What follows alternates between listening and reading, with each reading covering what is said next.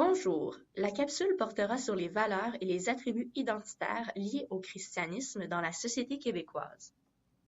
C'est plus particulièrement depuis le Moyen Âge que l'Église a occupé une place de plus en plus grande dans la société occidentale. En effet, elle étend progressivement son pouvoir.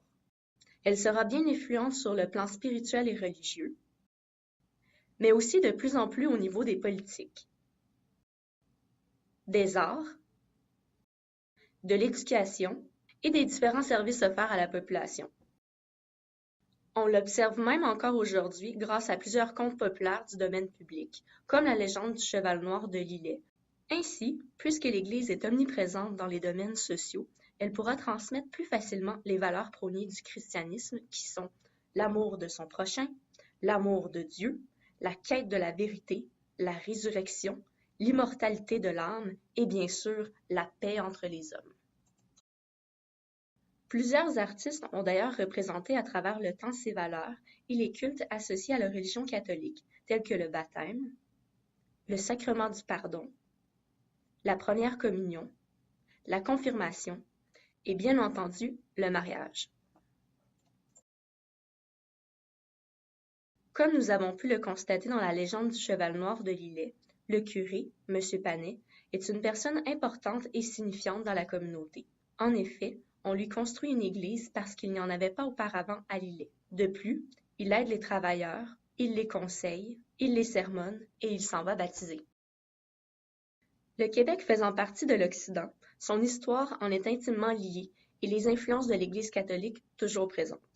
L'Église garde des traces de son passage dans notre société actuelle, et ce de diverses manières. Selon toi, quelles sont ces traces? Prends quelques instants pour y réfléchir. Il existe encore divers cultes, tels l'institution du mariage, de nombreux organismes, des monuments religieux, statues, vitraux, églises, ainsi que de nombreuses fêtes religieuses, Noël, Pâques, la Saint-Jean-Baptiste, inscrites à notre calendrier. On retrouve aussi des traces du catholicisme dans les noms de villes, de rues, de cours d'eau et d'éléments du relief. Savais-tu que de nombreuses expressions françaises que nous utilisons encore aujourd'hui sont tirées de la Bible? Faire l'avocat du diable, œil pour œil, dent pour dent, qui va à la chasse perd sa place, et même une de perdue, 10 de retrouvée, en sont quelques exemples.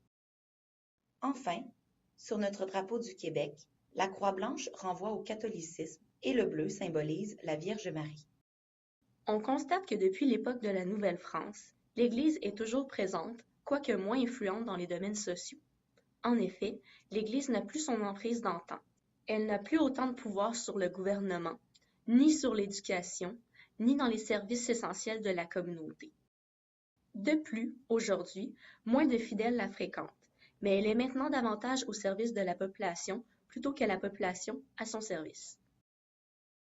Aussi, on observe maintenant dans plusieurs villes et villages du Québec le convertissement croissant d'églises, par exemple en centre communautaire, en CHSLD, en restaurant ou même en condominium, mais plusieurs sont simplement abandonnés. Assisterait-on à un déclin de plus en plus important de l'influence de l'Église au Québec? Et selon toi, y a-t-il d'autres influences ou institutions qui ont modifié grandement les mœurs et coutumes de la société et qui ont encore aujourd'hui une influence sur le Québec? La suite, au prochain cours. Created using Powtoon.